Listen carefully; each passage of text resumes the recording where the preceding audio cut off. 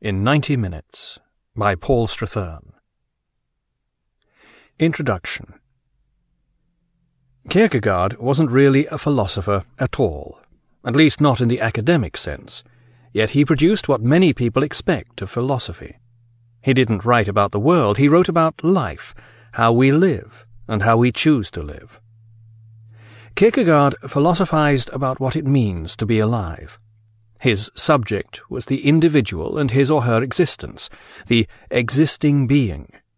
In Kierkegaard's view, this purely subjective entity lay beyond the reach of reason, logic, philosophical systems, theology, or even the pretenses of psychology. Nonetheless, it was the source of all these subjects. As a result of such thinking, philosophers, theologians, and psychologists have all at some time disowned Kierkegaard. The branch of philosophy, or non-philosophy for many purists, to which Kierkegaard gave birth, has come to be known as existentialism. It took some time for existentialism to catch on. Some philosophers, such as Nietzsche, Husserl, and Heidegger, were existentialists without realizing it, according to the existentialists.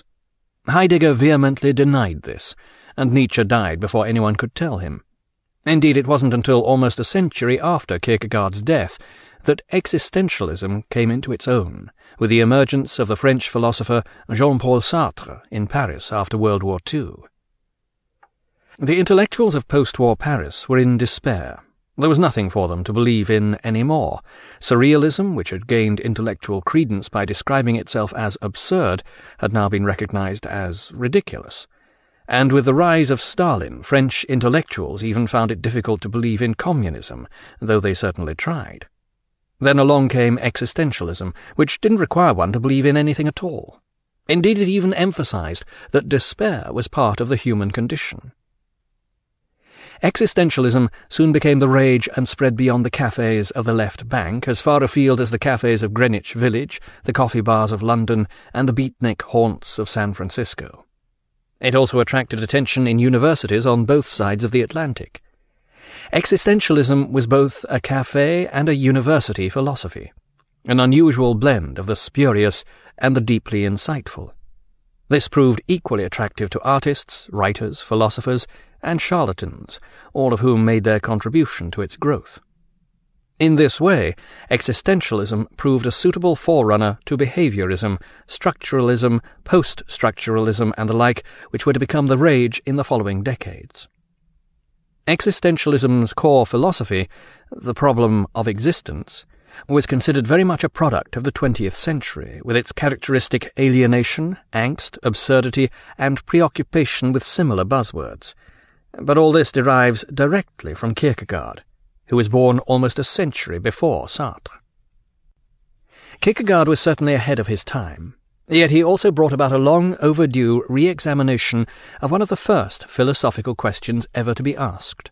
What is existence? This question had, of course, continued to be asked ever since by almost everyone except philosophers.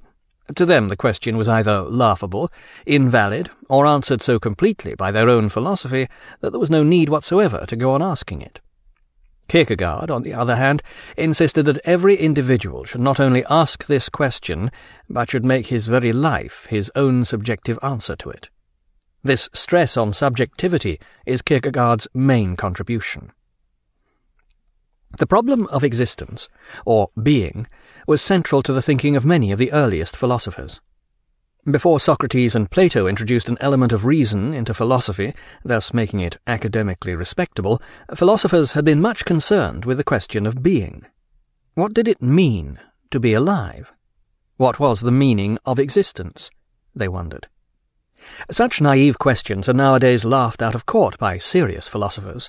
Asking these questions is simply meaningless, we are told. Yet we mere mortals stubbornly continue to ask them. In our artless fashion, some of us even expect philosophy to provide an answer. Several pre-Socratic philosophers, blithely unaware of the sophistication of philosophers to come, even insisted upon taking such questions seriously. Parmenides, who lived in the Greek colony of Elea in southern Italy in the 5th century BC, taught that being was the one single unchanging element of all existence. All is one. Such things as multiplicity, change, and motion were mere appearance. Other pre-Socratic philosophers began to question the difference between the existence of real things as compared with abstract notions and imagined things. What quality differentiated my existence from that of mathematics or dreams? What did it mean to exist? Then came Socrates and Plato. Know thyself, rather than know what it means to be yourself, became the order of the day. The problem of being faded from philosophy. This fundamental notion, perhaps the most fundamental of all, was simply ignored. As far as Plato was concerned, existence was simply accepted as given, rather than its nature questioned. Now it is arguable that Plato was the most comprehensive and profound philosophical mind of all time. Still, he was capable of overlooking what many consider to be the most important philosophical question of all. Newton may have been the most comprehensive and profound scientific mind of all time, but that didn't stop Einstein from showing how his universe rested on a false assumption. Despite contemporary opinions to the contrary, there is such a thing as fundamental progress. We know more and more about the world in almost every field, except perhaps philosophy. But on the level of individual existence, in the way Kierkegaard spoke of it, we remain the same. Where subjective being is concerned, there appears to be no such thing as progress.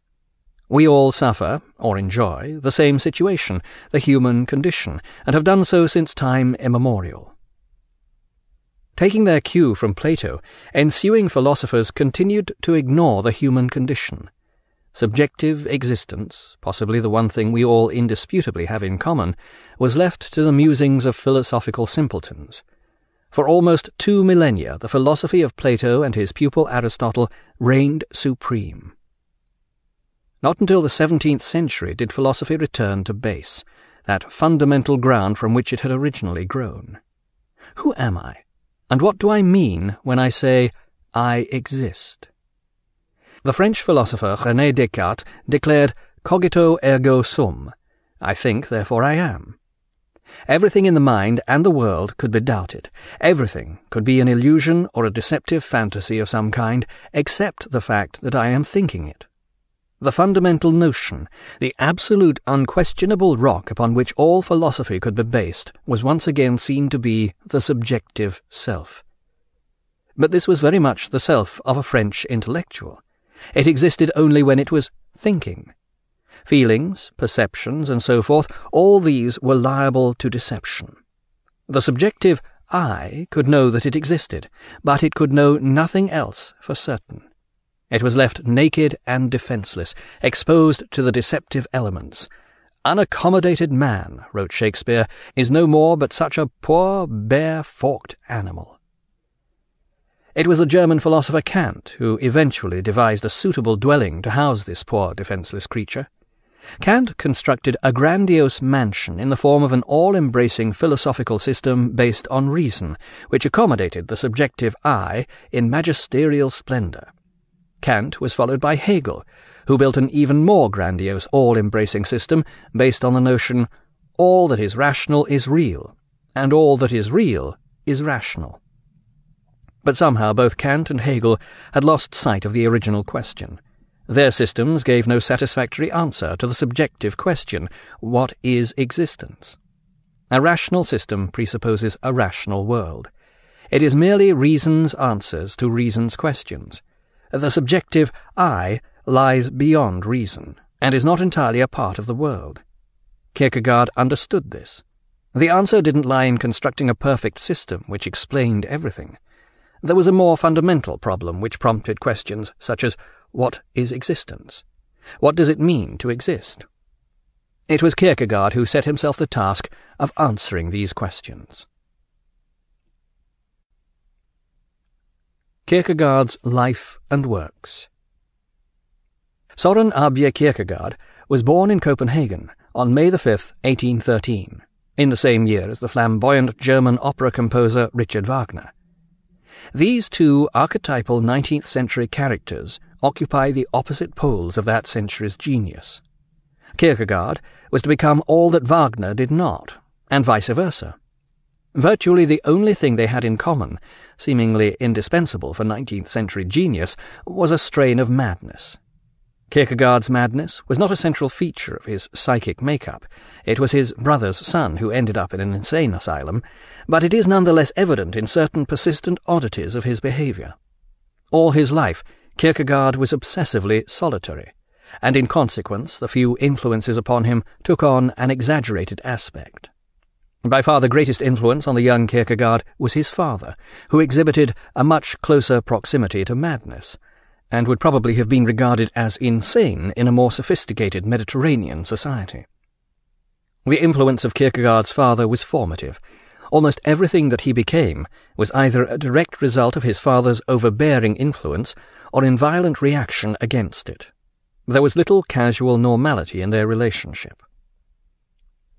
Kierkegaard Senior had been born a serf in the remote heaths of Jutland in northern Denmark. His family belonged to the local priest and worked his fields.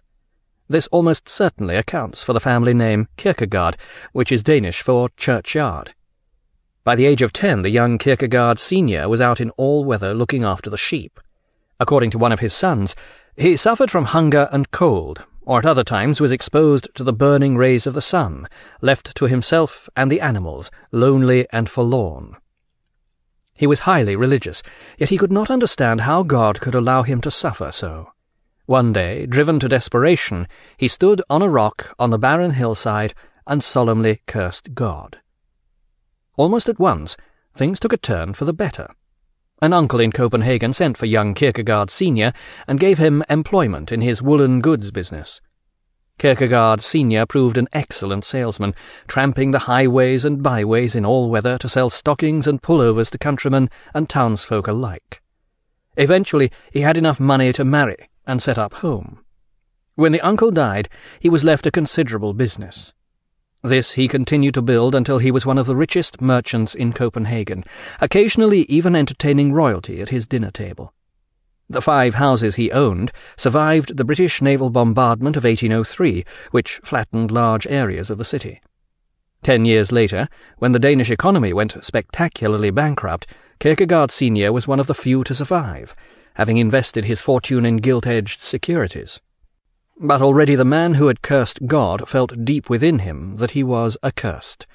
His first wife died, and he married his maidservant. Of his 7 children, only 2 survived. Then the second wife died. Søren Kierkegaard was the youngest child, born when his father was already 56. The years of Søren's childhood were regularly punctuated by family deaths. Already doom-laden and religion-obsessed by the time Søren was born, Kierkegaard Senior became an increasingly depressive tyrant. He retired from business and withdrew to a reclusive life amidst the gloom of the family mansion. He quickly recognized Søren as the most intelligent of his offspring, and Søren became his father's favorite. In any other family, this might have been an enviable position, but not at the Kierkegaards. By the age of 7, Kierkegaard's father was teaching him logic after his own fashion. Young Kierkegaard's statements would be subjected to perverse logical scrutiny, and he would be forced to defend his every assertion. Relaxation came in the form of extensive foreign travel. This all took place within the confines of his father's study. Young Kierkegaard would listen while his father painstakingly described the architectural and cultural delights of such faraway places as Dresden, Paris, and Florence. Afterward, young Søren would be encouraged to take a grand tour around the room, forced to describe in detail the views he saw, such as the sunburnt hillside of Fiesole, above the domes and towers of Florence, each of which had to be named and described.